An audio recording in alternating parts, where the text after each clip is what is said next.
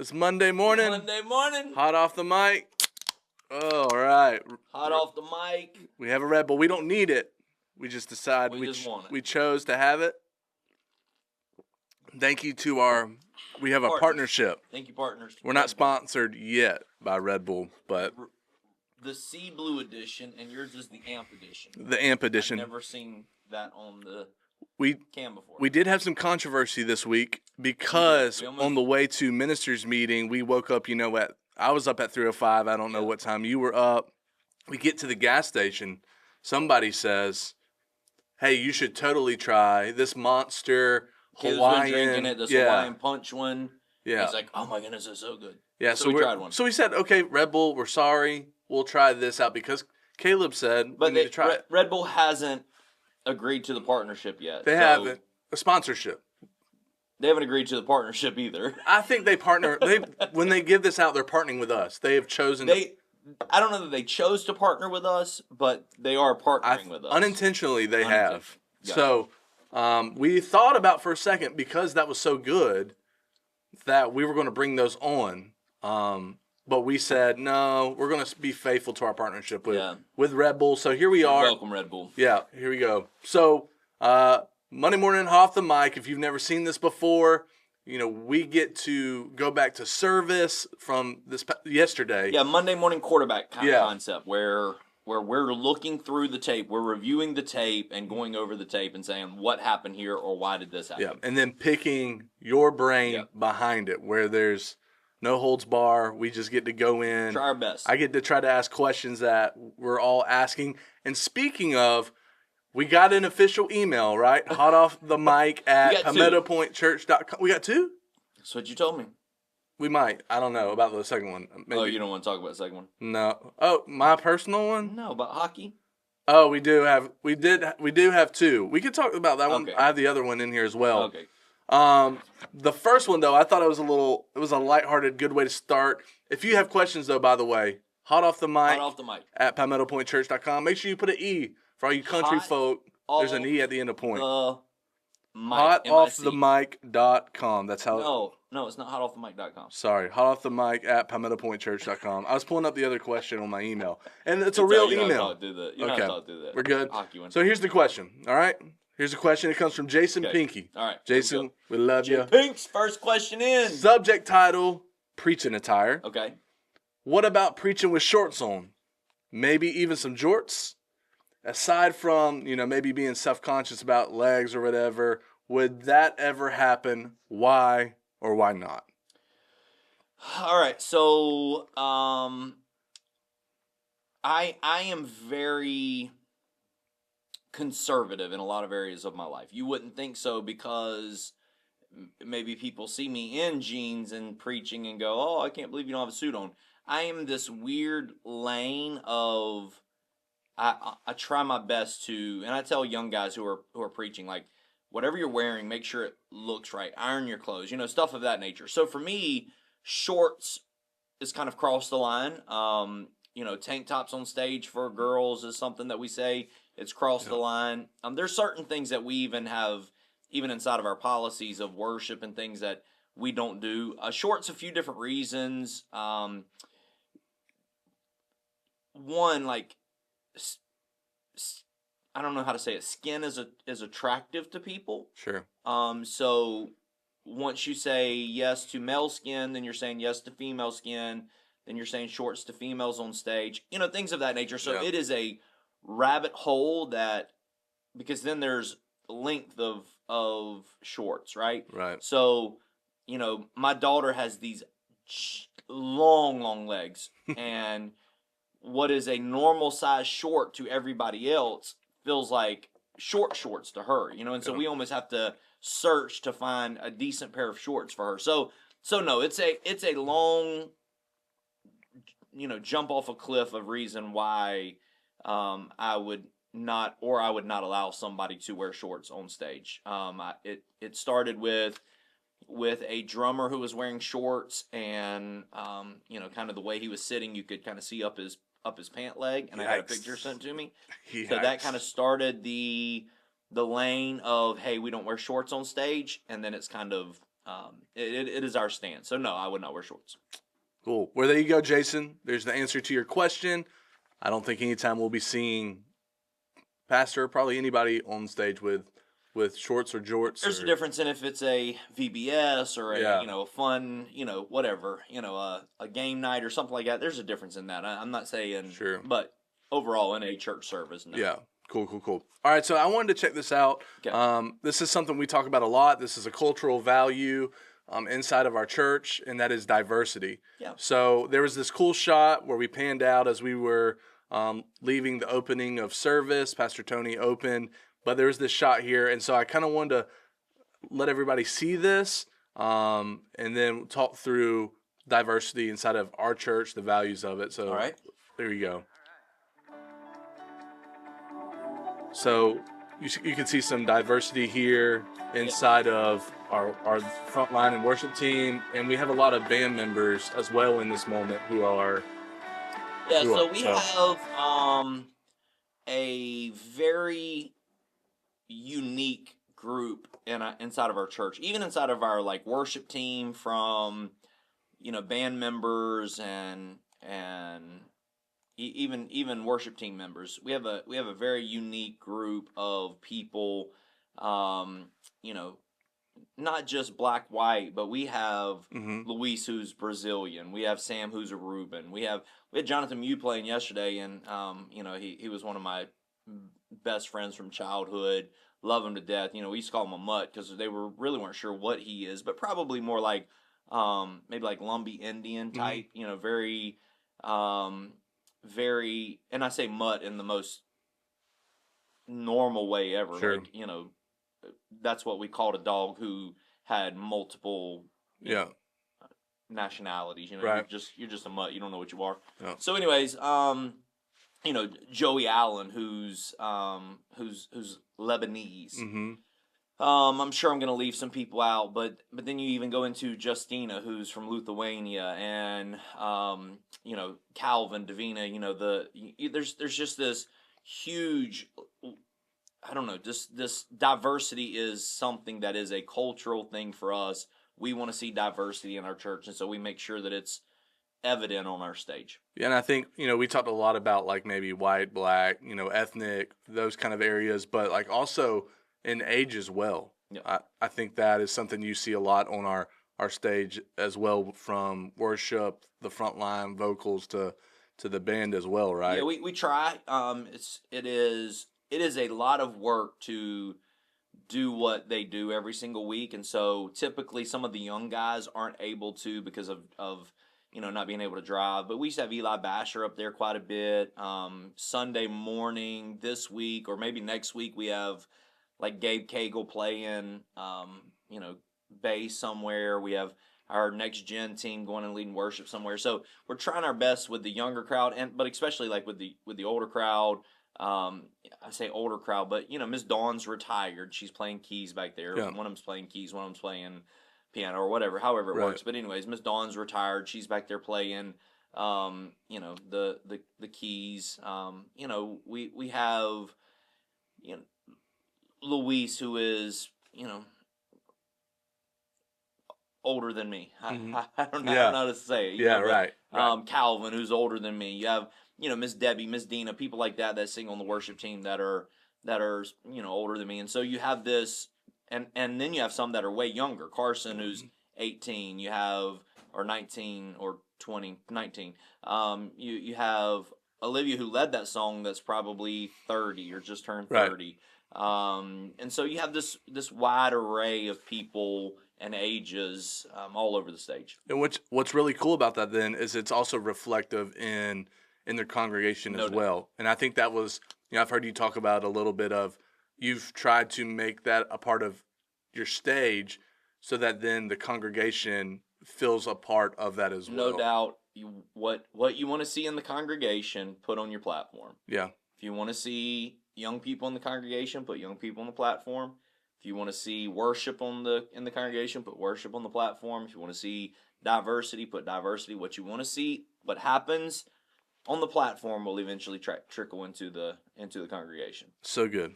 So we get to one of my favorite parts of a service. We Lord get to Jesus, announcements. Just seeing Maddie there, I think, what is she gonna say? And it was part of so Maddie, you guys were talking about the choir, and so I picked up on some things from you, but you didn't go fully into it. So I thought this would be a good time for us to talk maybe some a leadership tip that you have for us here. So let's roll it. It's supposed to be a large choir. So show up to practice, those of you who signed up for the choir. Yes. Show up. Yes. You didn't just sign up just to put your name down there. You signed up to come to be a practice part of it, right? and be a part of it. I was trying my best If you're to not push. practicing, you're not going to be part of it. I was trying my best to help her here because in the 8 a.m. she got a little frustrated with people who weren't showing up for the choir. The choir started with like 70 people, right? And now it's down to like 20 because people aren't showing up for practice, right? And so we have this moment where she's, she is. I can feel her getting frustrated about the choir. Yeah. And so I'm trying to insert small little things to help keep her on track so that she doesn't say something mean. Yeah. And then she says, if you don't do it, you're not. Yeah. And then what you didn't see in the clip was that you started to say, that's not our decision. Yeah. Which is so interesting because for the senior pastor watching this morning, they're thinking, that's totally your decision. Like, that's totally your call to make. You can totally make that call. I can totally make that call. I am not up to date on all of the details of the choir and who's showing up and who's not and why they haven't shown up, and to make an informed decision, like a bold declaration in the moment to say, hey, if you don't show up to practice, you're not singing. There may be the occasion of somebody who just works every Monday night and they've been Zooming in, they've recorded practices and they've been, whatever. We could not make an informed decision in the moment. And so I didn't want to make a bold, sweeping statement that we didn't have an informed decision on. And at the end of the day, it's Simeon's decision, it's Joey's decision. It's not my decision who sings and who doesn't sing in the choir. Yeah, you talk a lot about inside of our teams where you allow us to make the decisions because it is our team. You trust us to do that. And then you have talked about even as us leading, so not even senior pastors, but staff members or whoever, when we decide to start making decisions for the people on our team, it cuts their legs out from under them. And so when I saw that, I was like, okay, I kind of see what you're doing there. That's not probably you can't really take 3 minutes, 4 minutes out in announcements to talk about that, but I totally could see your leadership mind spinning there. So I wanted to just, Yeah. We talked about it last week with Maddie. She is amazing, hilarious, but she also has a little bit of moments of frustration. Yeah, sure. And this happens to be one of them because we were so excited about having a decent choir, and then we didn't have the moment we were looking for. So, right. I love it. So then we get to that middle portion where we're transitioning from announcements to offering, and you tell this really cool story. So I'm going to roll this clip. Okay. And then I want us to talk about the balance of telling stories for stirring up faith in other people. So let's see here if it's going to go. No? Pardon my technical difficulties. So it's not just YouTube, it's Resi this morning. Hold on. One more time. Let's try that. The balance of storytelling. The balance of storytelling. Go there. Boom. Set it up. Go to play it. All right. We're having some issues this morning.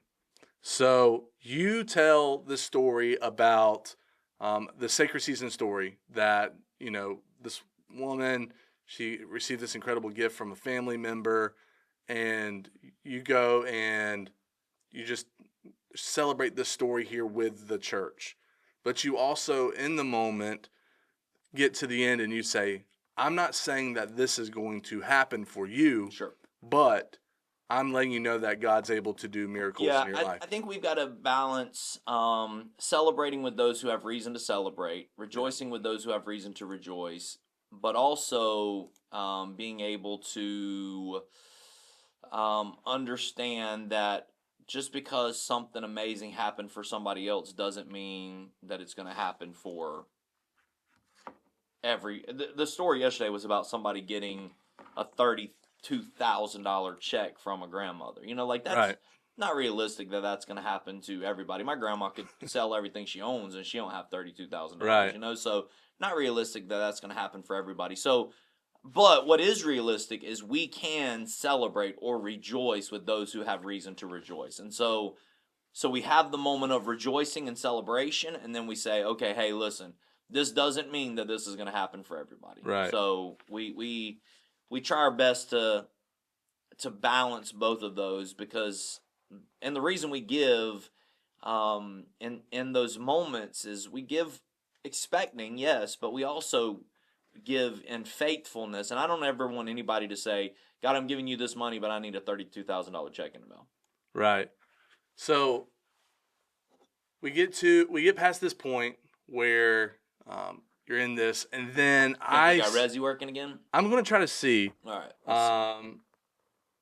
My eyes are also bad even with glasses on, so I'm trying to make sure this works. All right. There you go. Got Perfect. It. Hit play. Let's Play. see what it does. So I don't know if we might have missed it there. We saw a new person this morning in the front line on the vocals, and I was just curious this morning what emotions were being drawn up there. I had a social media post yesterday just celebrating the goodness of God on my family, and I'm just overwhelmed at his faithfulness. But Carson specifically has battled with the anxieties of stepping onto that platform and singing. Can't imagine. I wish I would have. It's a weird balance as a parent. I wish I would have pushed her similar to the way I did Caleb with, reading scriptures, or coming up on stage with me whenever he was young, and helping me preach. Essentially like I wish I would have done that with her with singing. I didn't with her specifically, and so she's been battling this season because we know she's so good and so anointed. Yeah. And she loves worship so much. It's a passion of hers. Like, it's her thing. Yeah. And so for a generational service a few months ago, somebody let a cat out of a bag that said, Haley and Carson made a deal that if Haley ever preached, that Carson had to sing. And so when I heard it, of course, it was like, oh yeah, we're doing this. Yeah, you got to. So Haley preached, Carson's song, my Carson song, and she led a song, and it was so beautiful. She did so great. I wept the whole time through. Yeah. And so since then, she's gone through some 6-week course. She'd already gone through leadership development, but she had gone through some 6-week course and had been put on the schedule a couple times. Different reasons, couldn't fulfill her obligation, but finally stepped into this role, and it was just really cool watching her worship, and it was definitely a proud dad moment. Especially, somebody took the picture of Caleb running a camera and worshiping while Carson's That was super cool. I saw super cool moment. And my Cammy was in Aynor teaching Kids Point in Aynor yesterday. So just super cool that my family is all serving the kingdom of God together. Yeah, and is that what you always envisioned? Is that what you desired? The dream. I don't know that you ever expect the dream to become reality. Right. But it definitely was the dream. And I love how all three of my kids are in 3 completely different lanes almost. Sure. Yeah. Carson with worship. All of them like worship or have a heart, kind of after God in that setting. But Cammy with kids. Caleb likes kids, he's good back there, but it's something special about Cammy. Mm-hmm. And then same thing for Caleb with the way he is passionately running after excellence in this area, the techie, video, online campus stuff. We streamed in 4K yesterday for the first time. And that's huge, man. No, Yeah. I don't know of any other churches that are streaming in 4K. Right. Well, we streamed in 4K yesterday because of Caleb's passion for pressing things forward. And so all three of my kids in three different areas passionate about a different part of the kingdom of God is so cool. So how can you encourage maybe those pastors who maybe have that same dream, that same desire? How can you encourage them, maybe help them, give them some wisdom on how to balance out leading their kids maybe in that if they see that in them versus allowing them to chase after maybe things that they're saying that they desire? Man, great question. I think that one of the things, like for Carson specifically, you know, she chased after soccer, and I'd always ask her, "Where do you see this ending?" Because if you want to be on the U.S. Women's National Team, then I will do everything I can to We'll help get you there, girl. I'll help you achieve that. If Mhm. that's what you want to be. If you just want to enjoy high school soccer and just have a good time hanging, we'll do that. Let's do it, you know? And so figuring out what they want to accomplish and then pushing them to accomplish. If they want to be like I don't mean this. I do mean this.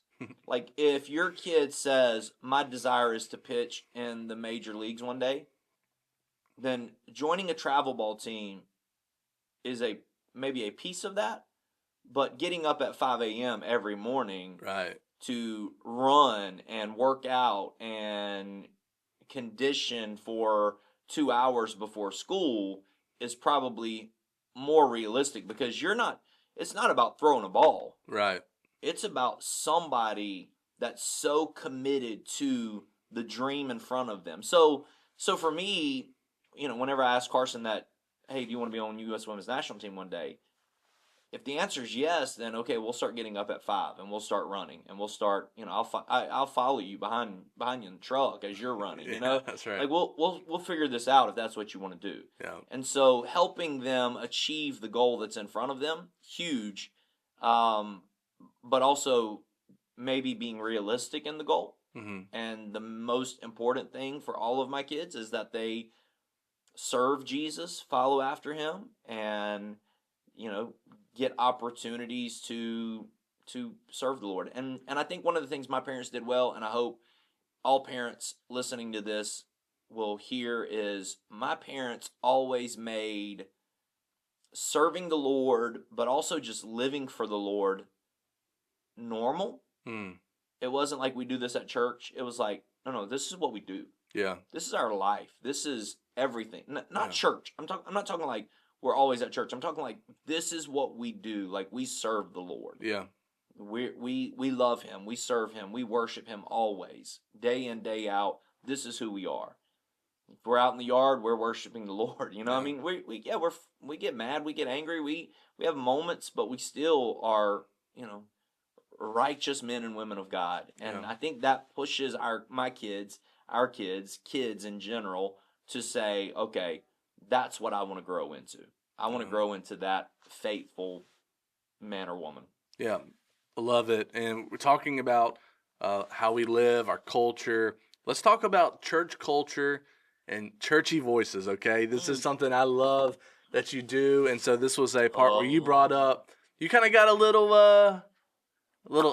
angst in you, you're feeling a certain type of way. So I get that way about certain things. yeah, so let's hear it. Back, and for some strange, weird reason inside of our culture today, the Christian community has turned this into some weird, The second scary, coming, yeah. creepy topic. So Oh, weird. here we go.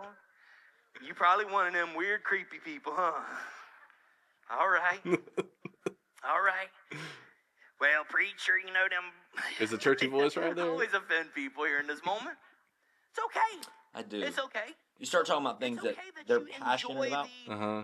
end time stuff. That's totally When they're cool. passionate about the totally, end times, totally good with you. But you do know that fear is a means in which to control people. So good. I use a churchy voice a lot You do. in an effort to help people see that this is not me talking Right. or even maybe a normal person talking. This is someone who is very churched that has these sort of comments. Yeah. You know? Because you have that. This is your story. This is my story. There's a little bit of you that's been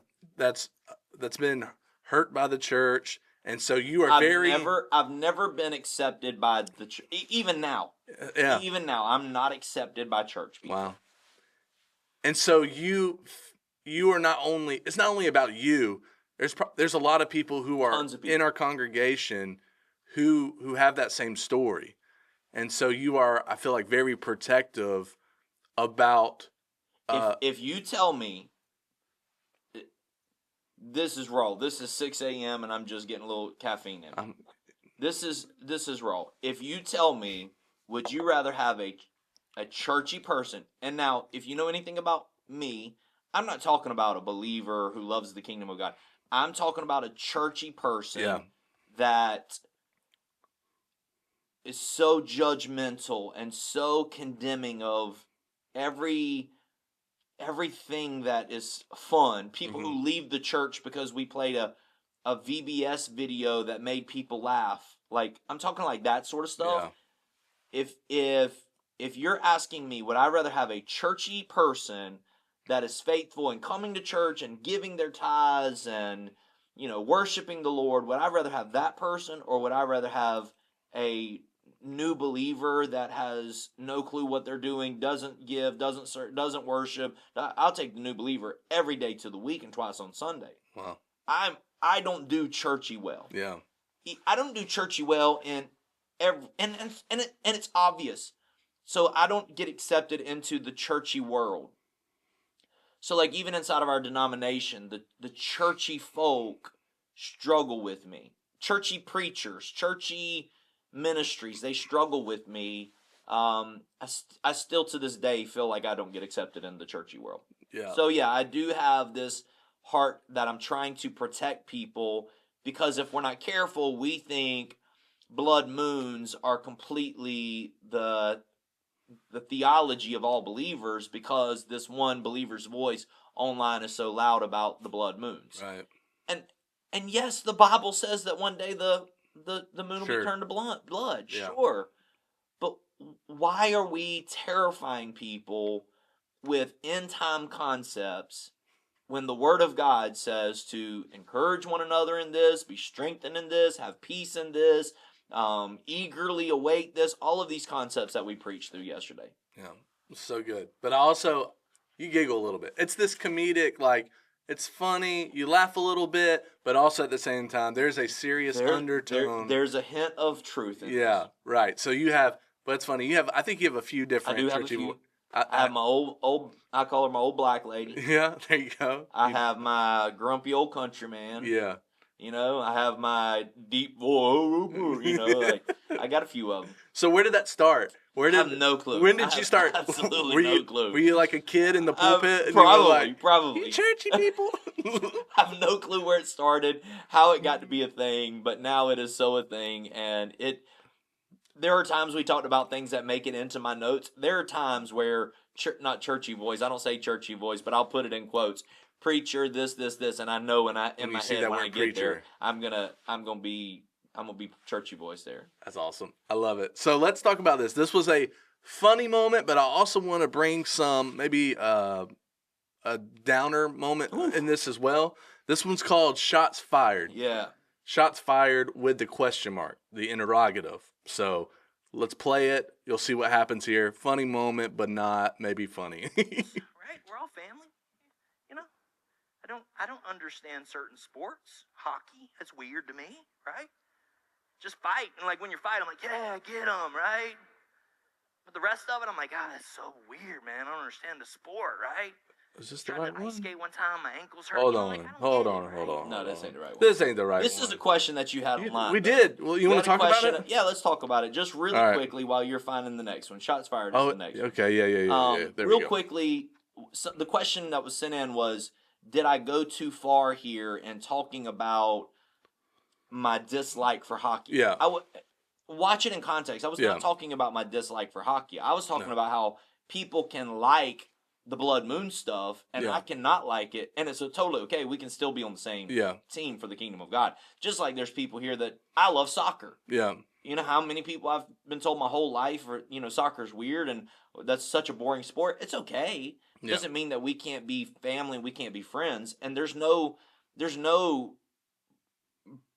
like personal attacks in this Yeah. moment.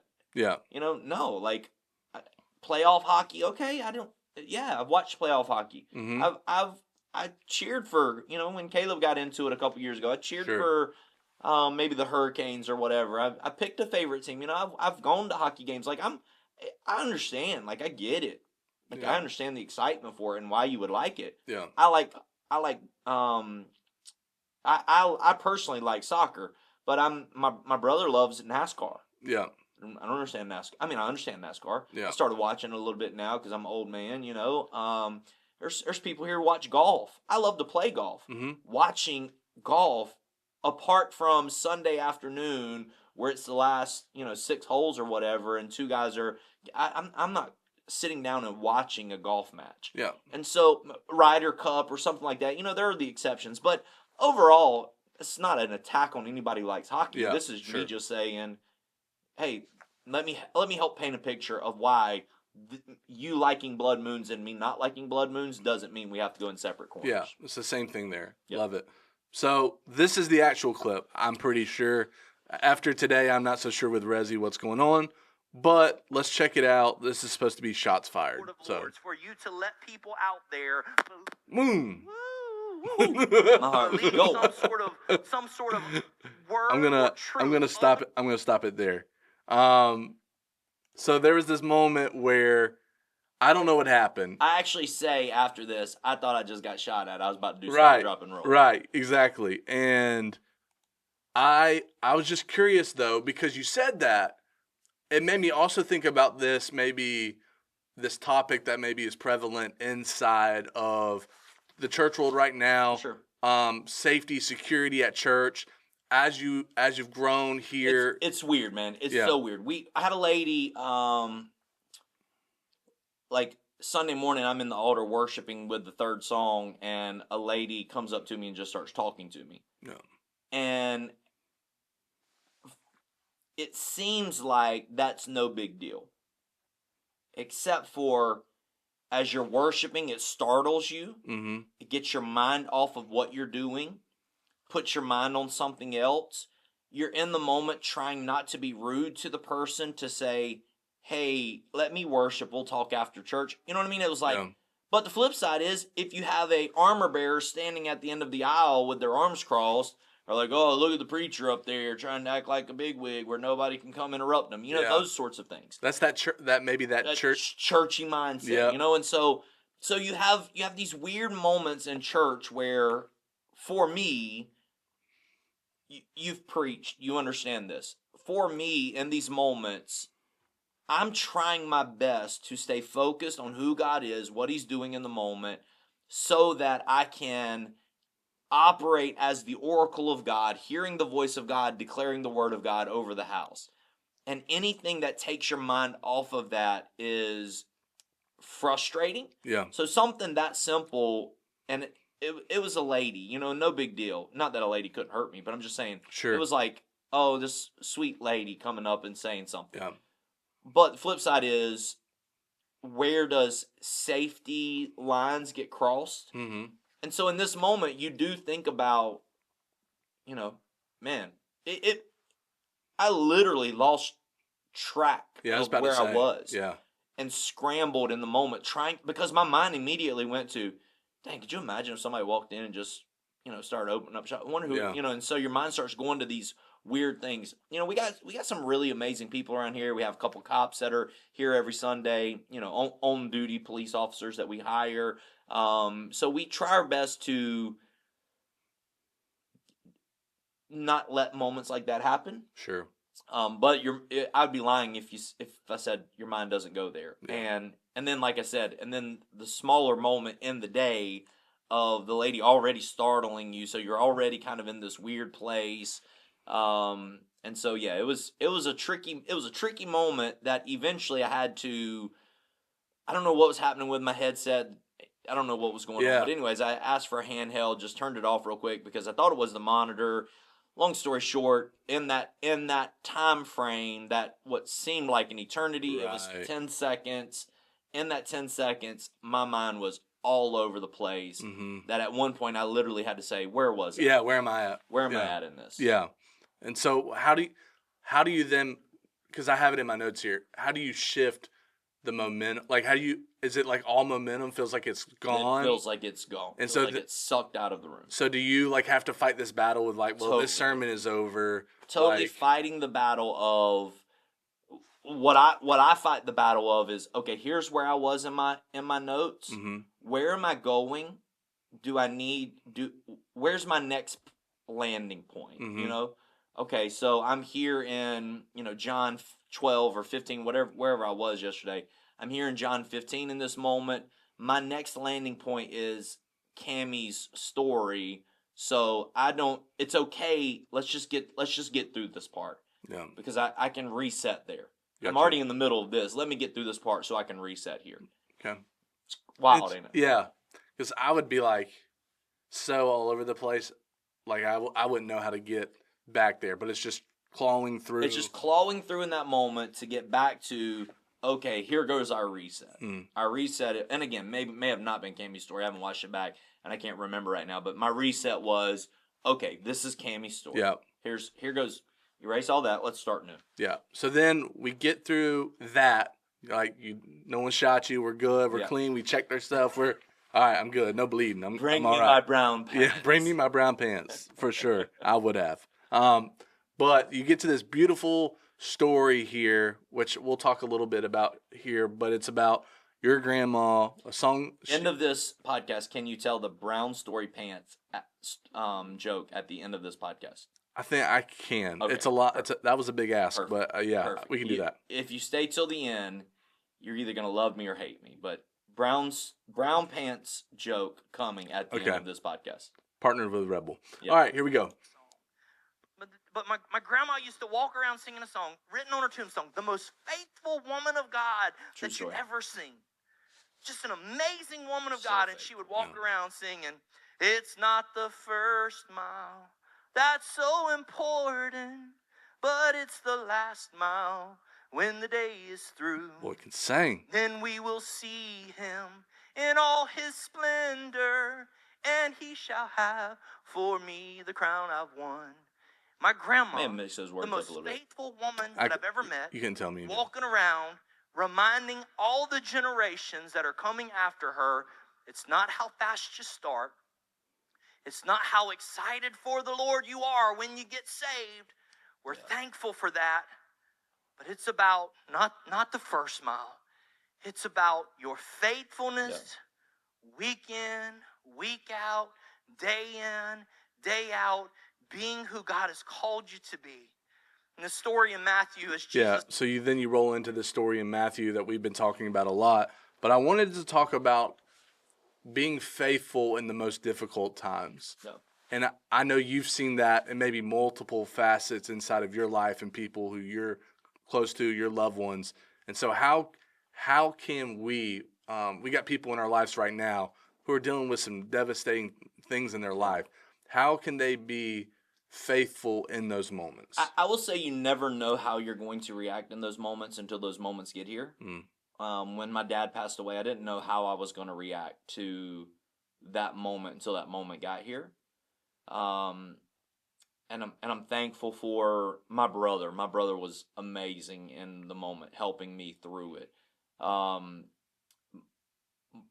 You never know how you're going to react. You know, with Maddie having some health issues through the years, you just never know how you're going to react when, staff members walk out and, spit on you as they're walking out. Mm-hmm. You never know how you're going to react whenever you,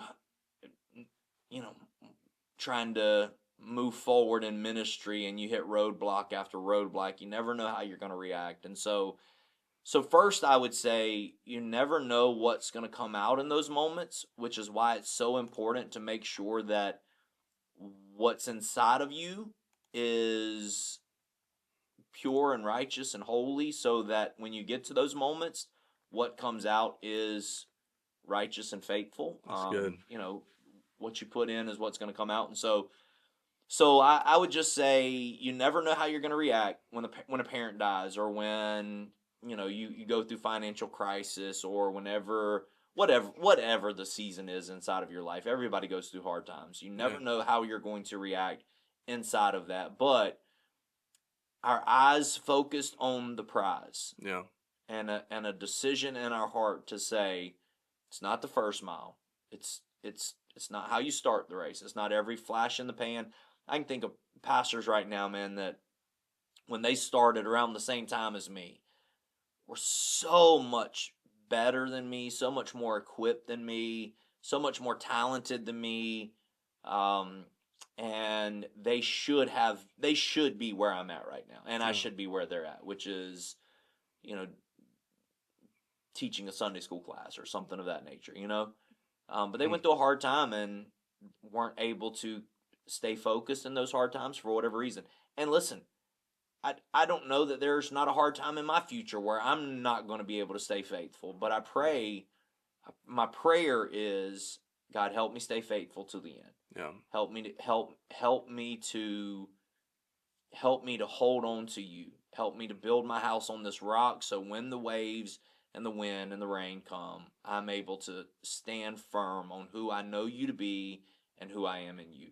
Yeah, it's so good. And when we talk about your family and the stories that you tell, you can tell that there's these rich treasures that I would say have been passed down. Yeah. There's this passage in Proverbs 5, verse 2, and it talks about preserving discretion, and really it's an appreciation for those truths, those pieces of knowledge, those things that are going to get you through maybe times like that. And so I would love to hear, just real quick, what are some things that you maybe have been passed down to you that you treasure, and things that you appreciate that you want to pass down to your children, the people around you? What are those things that you, you've already hit your first mile, you know, I don't know what mile you're on right now, but when you get to the end, what are you hoping that you pass down to the people around you? Yeah, I mean, my family was so rich and so poor at the same time.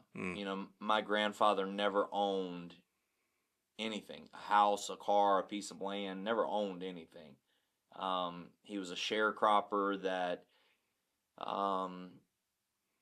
you know, just loved the Lord, and he would crop people's fields for them, shared the fields, basically cropped their fields for them. They owned the fields. He would do all the work, and then he would get half the profit, and they did.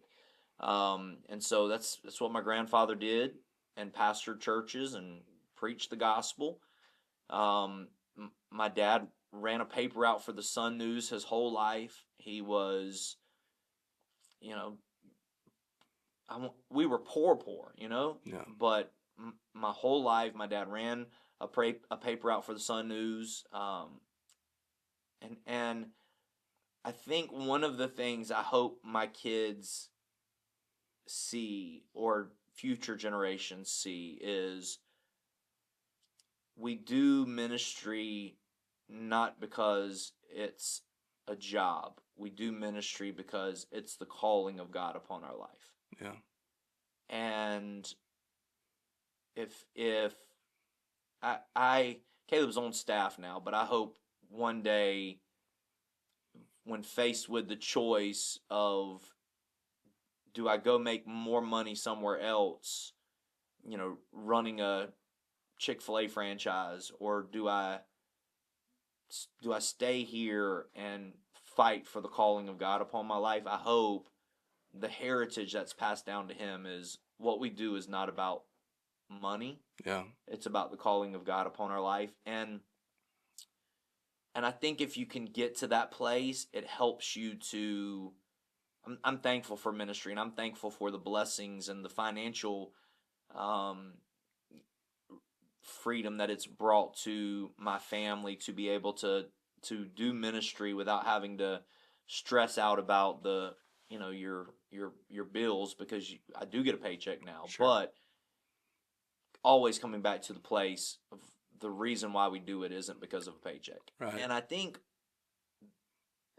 that is, as I look to the future and what I think the church world is turning into, I think this is going to be something that's going to be so foreign Yeah.